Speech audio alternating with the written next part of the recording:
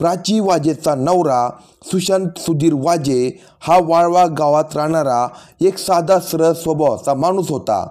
प्राची आणि सुशांत यांचा प्रेमविवाह झाला होता. घरच्यांच्या संमतीने त्यांचं लग्न झालं होतं. लग्नानंतर प्राची गरोदर राहिली आणि तिने एका गोंडस बाळाला जन्म दिला, ज्याचं नाव या जोडप्याने मनन असं ठेवलं होतं. अगोदर तर सगळं काही दोघांमध्ये सुरळीत चालू होतं, परंतु मननच्या जन्मानंतर प्राचीची मानसिक मनस्थिती हळूहळू बदलत गेली. ती जास्त करून घराबाहेरच राहायला लागली. ती आपल्या लहान गोंडस बाळाला सोडून तिच्या मैत्रिणींसोबत बाहेर फिरायला जात होती. कधीकधी तर ती तिच्या मैत्रिणींसोबत काही दिवस गायब व्हायची आणि नंतर परत घरी यायची. त्यामुळे सुशांतला आपल्या बायकोवर थोडा संशय येऊ लागला होता. त्या दोघांमध्ये आता वाद होऊ लागले होते. नवऱ्यावर व स्वतःच्या मुलावर प्राचीचं लक्षच नाही असं देखील सुशांतला ऐकायला मिळू लागलं होतं. आपल्या बायकोच्या वागण्या बोलण्यात काहीतरी वेगळं जाणवत होतं. त्यामुळे त्याचा शोध आता सुशांत घेऊ लागला होता. बायको कुठे जाते, काय करते यावर तो लक्ष ठेवू लागला होता. त्याने त्याच्या बायकोचा पूर्ण तपास केल्यानंतर त्याला समजलं की आपली बायको प्राचीचं बाहेर एका पुरुषासोबत अनैतिक संबंध सुरू आहे. मैत्रिणीच्या नावाखाली ती रात्र प्रियकरासोबत थांबते. हे सगळं सुशांतला समजल्यावर त्याच्या पायाखालची जमीन सरकली, कारण तो मनापासून तिच्यावरच प्रेम करत होता. आपली बायको प्राची आणि मुलगा मनन त्याच्यासाठी जग होतं. प्राचीच्या प्रियकराचं नाव होतं अमर विश्वासराव पाटील. तो 82 गावचा राहणारा होता. एक श्रीमंत राजकारणातील तो माणूस होता. राजकारणात मोठ्या मोठ्या लोकांमध्ये त्याची उठबस असायची. अमर आणि प्राची या दोघांचं नातं काही नवीन नव्हतं. दोघंही एकमेकांना आधीपासून ओळखत होते. अनेक वर्षापासून एकमेकांच्या संपर्कात देखील होते. परंतु त्यांची मैत्री, त्यांचं नातं संबंध आता वेगळं वळण घेऊ लागलं होतं. नवरा मूल विसरून ती पूर्णपणे अमरच्या जवळ गेली होती आणि आता तिच्यासाठी प्रियकर अमरच सगळं काही होता. सुशांतनं तिला बरंच समजावलं, पण वासनेने भरलेल्या प्राचीने मुलाला घेऊन घर सोडण्याचा निर्णय घेतला. छोट्या मुलाला तिने त्याच्या बापापासून, आजी आजोबांपासून दूर केलं. 27 जून 2021 रोजी प्राचीनं मुलगा मननसोबत घरात कोणाला काहीही न सांगता अचानकपणे ती घरातून निघून गेली. ती आता मुंबईला अमर पाटील यांच्या घरी जाऊन त्याच्यासोबत राहू लागली. चिमुरडा मनन हा एकत्र कुटुंबात वाढला होता.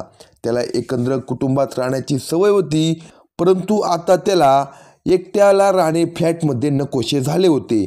म्हणून तो आपल्या आईला अजिबात सोडत नव्हता आणि त्यामुळे अमर आणि प्राची यांना शारीरिक संबंध बनवायला अडचण होत होती. काही दिवस तर प्राचीने काढले, पण प्रियकर अमर आता चिडचिड करू लागल्यानंतर तिने देखील पोटच्या पोराला त्रास द्यायला सुरुवात केली. मननला सुशांतकडे पाठवायला सुद्धा ती तयार नव्हती. अनैतिक संबंधात अडचण ठरत असल्याने प्राची आणि अमर यांनी मननचा शारीरिक छळ सुरू केला. मनन लहान असल्यामुळे प्राची आता पूर्णपणे अमरच्या जवळ जाऊ शकत नव्हती आणि हाच प्रश्न त्या दोघांसाठीही खूप मोठा झाला होता. 10 ऑक्टोबरचा तो दिवस होता. रात्रीची वेळ होती. मुंबईच्या एका अपार्टमेंटमध्ये प्राची आणि अमर हे एका निर्णयावर येऊन पोचले होते. हा 3.5 वर्षाचा मनन, प्राचीचा मुलगा, आपल्याला अडथळा ठरत आहे. जर त्याला कायमचं संपवलं तर आपण याच्यापासून मुक्त होऊ. खरं तर प्राचीसाठी हा निर्णय खूप कठीण असायला हवा होता, कारण ती त्याची जन्मदाती आई होती. पण तिच्या डोळ्यात अजिबातही पश्चाताप नव्हता. फक्त एक वासनेची भावना होती, स्वतःच्या आयुष्याला सोयीस्कर बनवण्याची. त्या रात्री अमरने मननला मारण्याचा निर्णय घेतला. त्याने लहानशा त्या मननला कडेवर उचललं आणि त्याचा गळा दाबू लागला. श्वास रोखल्याने त्या लहानशा छोट्या जीवाने आपले हातपाय हलवले. त्याच्या हातातून सुटण्याचा तो छोटासा जीव प्रयत्न करू लागला होता. त्याचे ते छोटे हात अमरच्या चेहऱ्यावर ओरखडे काढत होते. त्या छोट्याशा जीवाला डोळ्याची भीती आणि अनेक प्रश्न होते की माझी आई अशी शांत का उभी आहे? माझे वडील कुठे आहेत? ते जवळ असते तर असं झालं नसतं. आईने मला वाचवले असते, परंतु असं काही घडले नाही. त्याची आई नुसती बघतच राहिली. तिच्या प्रियकराने त्या छोट्याशा मुलाचा जीव घेतला आणि प्राचीने फक्त पोटच्या मुलाचा जीव जाताना पाहिलं. फक्त 1-2 मिनिटाच्या संघर्षानंतर 3 वर्षाच्या मननची हालचाल थांबली आणि सगळं काही शांत झालं. या शांततेत त्या निर्दयी मनाच्या आईची आनंदाची किंकाळी होती. मुलाच्या हत्येनंतर त्या दोघांनी ठरवलं की या मुलाचा मृतदेह मुंबईत नष्ट करायचा नाही, कारण असं केलं तर लगेच सगळ्यांना संशय येईल. म्हणून त्या दोघांनीही कुणालाही काही न समजून देता मननचा मृतदेह गाडीत टाकला आणि त्या मृतदेहाची तालुका शिराळा येथे अगदी चोरून लपवून अंत्यसंस्कार करून विल्हेवाट लावली. मननचा मुंबई येथे मृत्यू झाला असताना देखील अमर पाटील आणि प्राची वाजे यांनी मुक्काम पोस्ट 82 तालुका शिराळा येथील ग्रामसेवकांकडे खोटे प्रतिज्ञापत्र सादर करून मननचा 82 येथे मृत्यू झाल्याची खोटी माहिती दिली. त्याच्यावर कुणालाही संशय देखील आला नाही. एका आईने आपल्या पोटच्या मुलाला जाळलं आणि त्याचं अस्तित्व कायमचं संपवलं आणि त्यानंतर प्राची आणि अमर हे दोघेही पुन्हा मुंबईला निघून गेले. परंतु काही दिवसांनी मननचा बाप सुशांत वाजे यांना एक पत्र मिळाल्याने खळबळ उडाली. सुशांत वाजे हा शांत बसणाऱ्यांमधील नव्हता. त्याला आधीपासूनच प्राचीवर संशय होता की प्राची आणि तिचा प्रियकर या दोघांनी मिळून काहीतरी मोठे कटकारस्थान शिजवले आहे. आपला मुलगा कुठे आहे? जर तो आजारी झाला असता तर मला का कळवले नाही? कुटुंबाला का सांगितले नाही? एकटेच त्याच्यावर का अंत्यसंस्कार केले? असे अनेक प्रश्न त्याने उचलून धरले. वारंवार माझा मुलगा कुठे आहे प्राचीला तो विचारू लागला.